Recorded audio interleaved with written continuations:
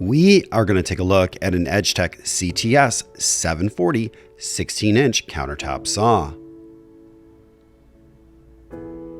Please remember to hit the subscribe button, like, share, and turn on notifications to receive our latest videos as they drop.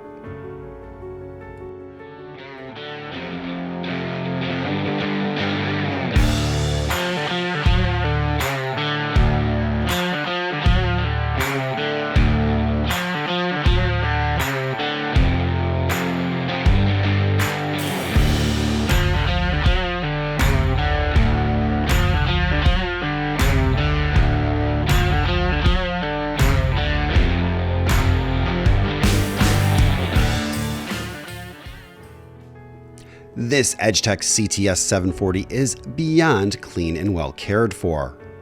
It also shows low usage. This is the bigger brother to the 730. Its 16-inch blade has a 1-inch arbor and is powered by a 5-horsepower Balder motor. The max cutting length at 90 degrees at 2 inches thick is 54 inches, while the max cutting length at 45 degrees at 2 inches thick is 38 inches. The max cutting height without bill down is 5 inches, while the max cutting height with bill down is 5 3/4 inches.